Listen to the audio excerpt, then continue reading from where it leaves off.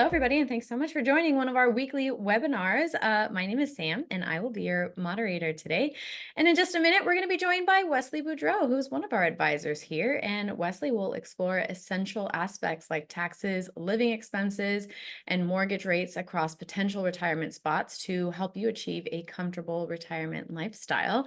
And if you stick around, Wesley will also be answering some questions after his presentation. But before he comes on, I'd like to just very quickly remind you that we are not affiliated nor endorsed whatsoever by any specific company. We are a completely independent group of financial advisors here. Please keep that in mind as you listen along today. And after this presentation has ended, you will be redirected to our homepage where you can book an appointment with either Wesley himself or one of his colleagues if you wish to speak to them directly about your specific concerns or situation. So take advantage of that link. And without further ado, here is Wesley Boudreaux. All right. Thank you for that introduction, Sam. And as she talked about, we're going to be kind of going over some of the financial aspects associated with where am I going to retire? Where am I going to live when I retire? Obviously, there's a lot of emotional aspects for you to figure out. And I'd say if I were to kind of put a guesstimate on it, I'd say probably 80% of people we work with, maybe 85% of the people we work with actually just tend to simply stay where they've been for their working career or for their whole lives as well. But there is that 15 to 20% that actually does make that shift and that change. And we go through that review process with them to figure out, okay, where am I going to live in retirement? A lot of times it will be people that are leaving from high income tax states to lower income tax states. But usually there's a situation where maybe they've got a family member already there. Maybe they grew up there and they've got some ties. It's not strictly just financial. We'll get into some of these financial aspects to think about, like housing costs, taxes, both state income taxes, property taxes, healthcare, things of that nature as well. So first and foremost, again, we want to understand the taxes, how those rates are going to affect you from one state to the other. One of the things I'll talk about at the end is we do run what's called a cash flow analysis, or really a financial plan. And a lot of times we'll talk with you about, are you staying in the same state, or should we compare two states? Let's say, for instance, somebody's looking at going from California across the state lines to Nevada. Big difference there in state taxes because of going from a high income tax state to no income taxes, or maybe they're moving to Arizona, or maybe somebody's going from New York down to Florida. We can compare those side by side and show you not just how it looks now, but how it's going to look over the next 20, 30 years. And you'd be surprised at how much those savings can add up to. We also got to factor in property taxes. I'll show you some charts here, kind of giving you the breakdown of property taxes across America. And again, those are going to be kind of a state by state, but also county by county. So it's something to dig into on a one-on-one basis. But again, it's also a factor of it may have low property taxes, but it may have high values of property. So we got to compare that as well. But first and foremost, some of the simplest things to think about are, hey, I'm in a state right now where I've been paying taxes, both federal and state, for most of my career, and I'm done with that. In retirement, I want to actually reduce my expenses, and one way to do that is actually reducing the amount we're paying to Uncle Sam, we're paying to the state governments, and some obvious ones that we know about, Texas, Florida, Tennessee, Nevada. There's also Wyoming, South Dakota, and Alaska are states that don't have any state income tax whatsoever.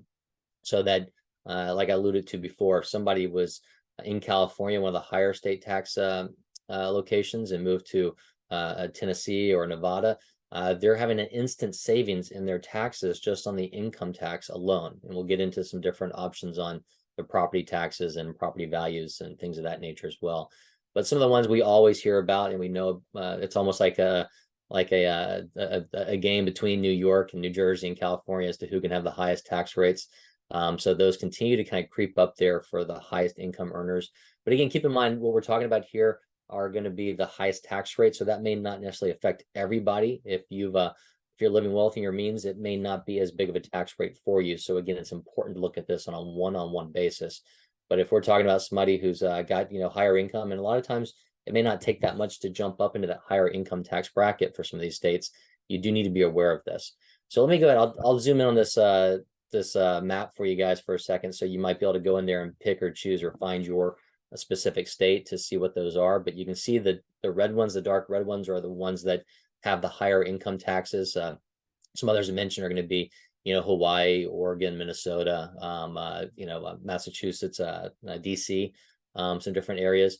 But another thing to keep in mind here as well is it's not just as simple as saying, hey, this has got a high income state tax or no income taxes. There are some other aspects where I think it's about 40, 41 states. So the majority of states don't actually tax you on your Social Security. So that's one thing to remember.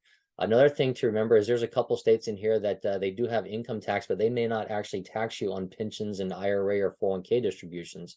Some of those states, I think Washington, Mississippi, Pennsylvania, I think maybe Iowa and Vermont maybe. And Alabama is another unique one where they don't tax you on your pension, but they will tax you on your IRA distributions or 401k distributions. So again, other things to be aware of. It's not as simple as going from one to the other. We need to kind of look at the ins and outs of those on an individual basis, which is why that cash flow analysis becomes a little bit more important for everybody. Now, the other thing to think about is, okay, what about my property taxes? As I mentioned, there's some lows and there's some highs, and you also have to correlate that to how much is my house worth that I'm in or that I'm buying. Not to mention, there's also issues where, different counties may have extra taxes you may not be aware of, especially if you're in an area where they built new schools, new fire departments, things like that. There also, you got to understand the differences of homestead exemptions. There may be some increased homestead exemptions based on how long you've been in your property or how old you are, or if you're a vet. There's a lot of different things to look at there as well. And there's some programs where in some states where you can actually avoid property tax altogether if you're a vet. So there's a lot of different things to look at there. But kind of giving a high level on some of these different research reports we've run, some of the lowest states would be Alabama, and the highest would be New Jersey.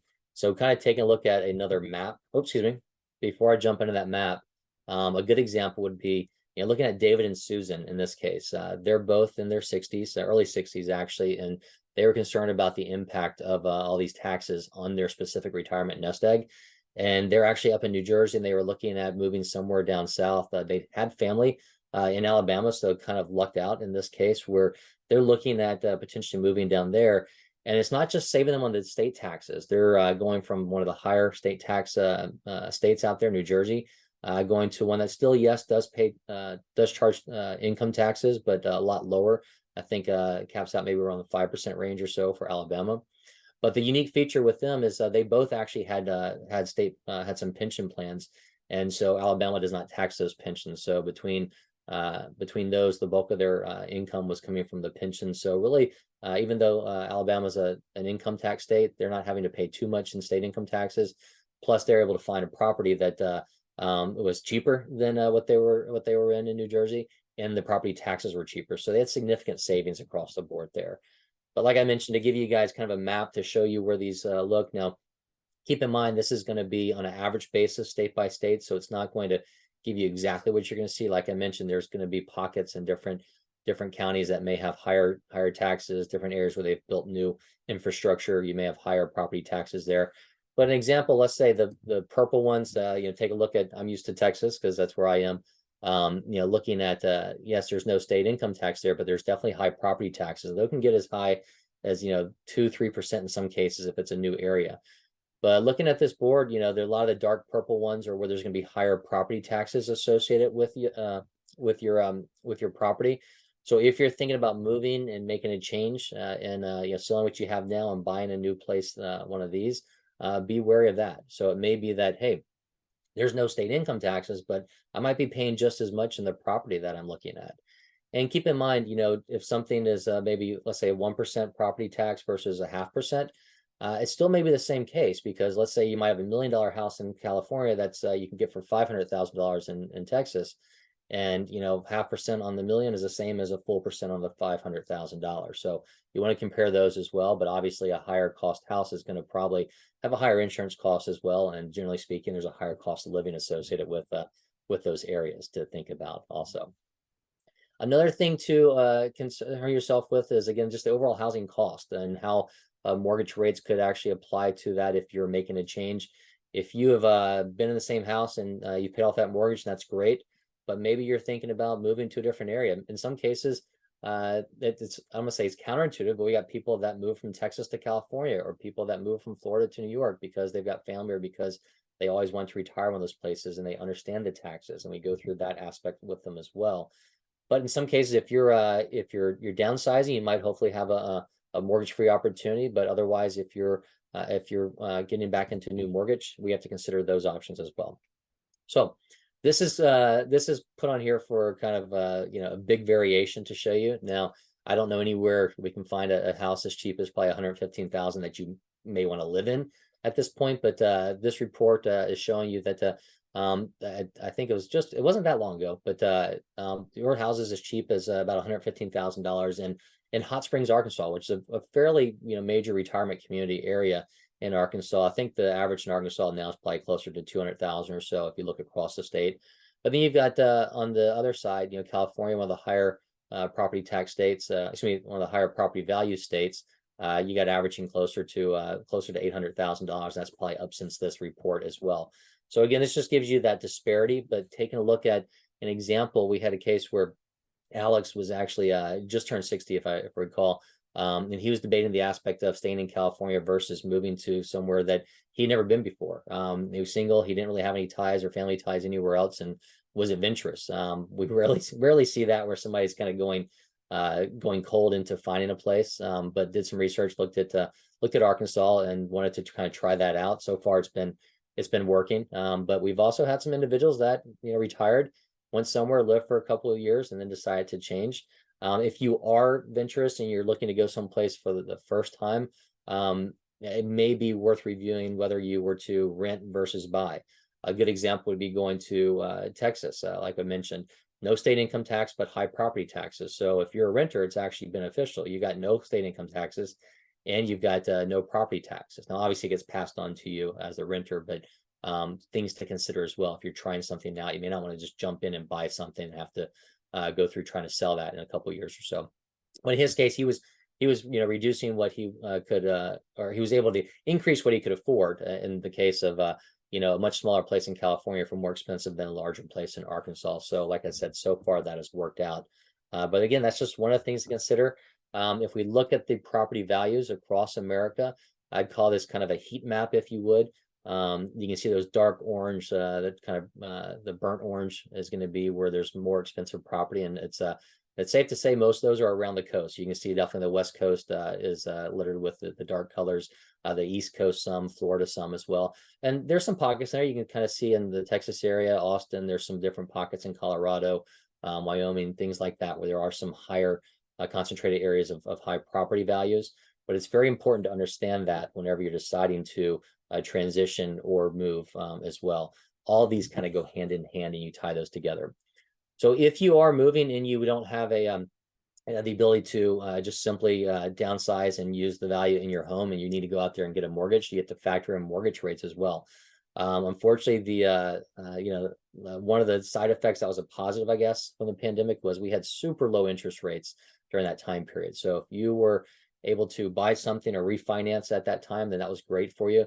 That's one of the issues we're seeing right now, where people have gotten into those low interest rate loans and nobody wants to change. So we've gotten a shortage of supply in the real estate market there, which is helping increase that move up. But that's something to factor in. Interest rates now have been over 6%. Chances are, we'll start to see the Fed kind of come down on rates in the summer, hopefully, and we may see those follow. But by no means are we getting back to where we were during pandemic levels. So it's really important to understand that and run those reviews to find out what your actual mortgage would be, because it's not going to be what it is now, possibly. And then you also got to factor in, real estate, if it continues to keep going up, could be an inflation hedge. Now, obviously, we've had corrections in the past, the savings loan crisis, early 90s, we've had the 2008 bubble. But since then, we've seen, prices appreciate. And like I said, there's a supply issue. So hopefully we don't see a major correction at this point, but keep that in mind. That can be a little bit of an inflation hedge for you as well. No guarantees there, but in the last decade or so, we've seen those continue to move up, obviously.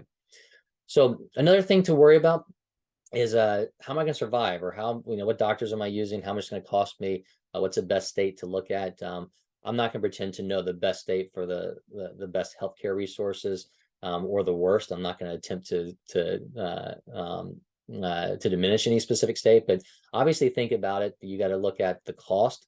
If you're not Medicare eligible, if you're looking at the state exchange, the Affordable Care Act, if you're using insurance there, whether you've still got continuation of your retiree medical benefits you might have at your company. Also factor in what's the quality of care. how close are you to different quality of care? You may be in a state that's got good quality care, but you may be living, out in the country where it may be harder for you to get to a good doctor or something like that. So be very careful about looking at all those different options and figure out what it is you're trying to achieve and what's most important to you. I've got a lot of clients that will still come back into Houston to go, unfortunately, to MD Anderson because it's some of the best cancer treatment out there.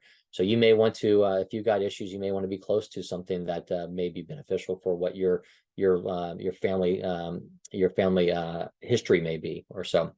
So some of the different states, Value Penguin, you can see at the bottom here is a good website to go in and really kind of dig in individually and look at, your age, look at calculations on different state options. But across the board, some of the better healthcare states they've suggested here can be Minnesota, Connecticut, Florida, with a combination of lower healthcare cost, as well as a good medical care provided. Others, Massachusetts, Arizona. But again, like I said, this is a little bit more unique, kind of outside my expertise. So I'd recommend kind of going to Value Penguin or others and kind of digging into some of that.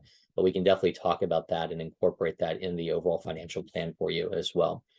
Inflation, another thing that doesn't just affect retirement, it affects everybody across the board. So it's really important to recall how inflation can affect you. We do run that in our cash flow analysis. So we'll typically run perpetual inflation, which to be honest with you is a little bit conservative because a lot of times we tend to see people kind of slow down their spending as they get older. I mean, let's face it, unfortunately, once we get into our mid to late 80s, we're probably not traveling as much. We've got our house, got our furniture, got our clothes. It's really medical expenses that we need to focus on a lot of times, and just the health and food and things like that. Unless we're giving to or supporting kids or beneficiaries and stuff.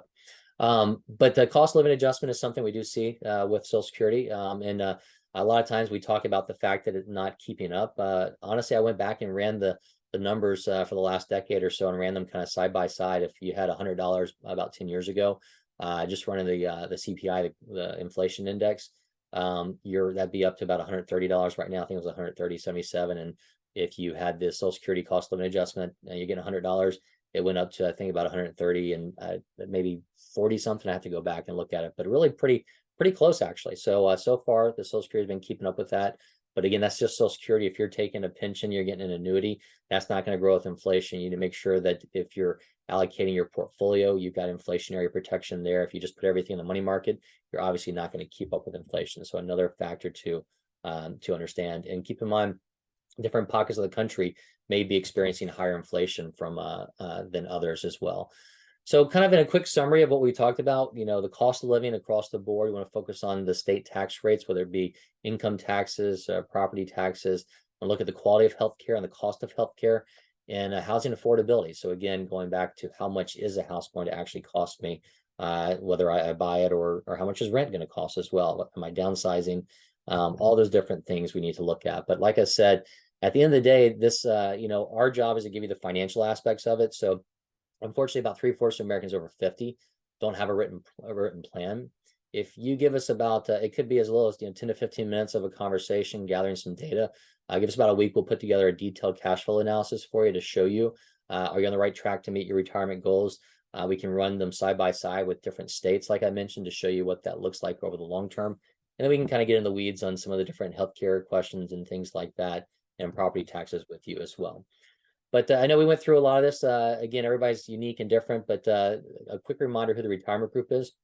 Again, we are an independent financial advisory firm that focuses on working with Fortune 500 companies. We've been doing this for over 30 years, and a lot of our advisors, myself including, will only work with maybe 5 to 10 different companies. So it allows us a deeper understanding of your specific company plans. So whether you have questions on your 401k, your pension, your healthcare retiree medical benefits, a life insurance continuation, things like that, we can go over those with you as well. We do have offices throughout the country, so rest assured if you need to sit down with somebody face to face, we can likely accommodate that. Otherwise, web meetings, phone calls, email communication, that's all available. And like I said before, that cash flow analysis, that is complimentary. So take us up on that if you want to see where you stand, and especially if you want to compare some of the different options of state to state. If you're thinking about retiring from one state to the other, it's important to know how that's going to play out. And if you want to schedule a meeting with myself or one of the other advisors with the retirement group, go ahead and I'll keep this up and see if Sam's got some questions coming through. You can use that QR code to get into our calendars, or you can call us at 800-900-5867. And you can also reach us at info@theretirementgroup.com. Thank you, Wesley. Yeah. Oh my gosh. California state taxes are Hmm. insane. My parents just retired and we're trying to like talk them into moving to Texas where my sister is. So Yeah, we we've got a been lot talking that, a lot about that. yeah, we got a lot to go from California to Texas, or I mean, it's simpler move to Arizona or Nevada. Exactly. So again, it's tough when you start looking at the Yeah. It's a long smart term numbers. decision though. Alrighty, let's answer some questions. This first question: how do state taxes specifically impact retirees with a large savings account? And what should I consider when moving to a zero tax state? Okay. I'd say I think some of these we kind of went through and covered. Mhm. My question would be when you say savings account, is it actually a savings account like a bank account, or are you just talking about maybe your 401k savings? Because that's a big difference. If you got your 401k or IRA, that's going to be fully taxable usually, unless you put some after tax in there. But generally speaking, most of it's going to be taxable. So then that does apply to, okay, am I in New York or California and I'm going to pay high taxes, or can I move to a state that doesn't have income taxes and save on that? So that's definitely goes into that whole conversation we had. And then piggybacking that, like I mentioned, there's some states that may have state income taxes, but don't tax your pension or tax your IRA distributions. So it's important to kind of look at these more on a one-on-one basis, probably. I can't really give you a blanket, hey, move from here to there, because there's also ancillaries. A lot of times, it's worth the quality of life because you want that different climate or the different things that are around you, or you're near your family. But I would say, first focus on the tax savings potentially there, and then we dig into the other issues of the property tax, the healthcare benefits, and everything on the financial side. And it's up to you and your family to think about the emotional side and what your quality is going to be as well. So, not a direct answer, but hopefully that kind of helps. Thank you. Alrighty, this next one. Considering I'm nearing Medicare eligibility, how do healthcare costs and quality in states compare to each other?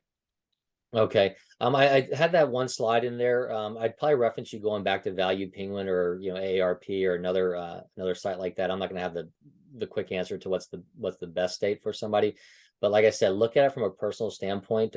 It may be, God forbid you've got cancer in your family or you've got a history of heart disease. You may say, okay, well, I need to make sure that I'm near a hospital facility. And it may be that we look at one of those states and it wasn't necessarily said it was the best state for healthcare retirees, but that's on a state level. You might say, well, I'm focusing on going to the city or the county that's got the best hospital in that area.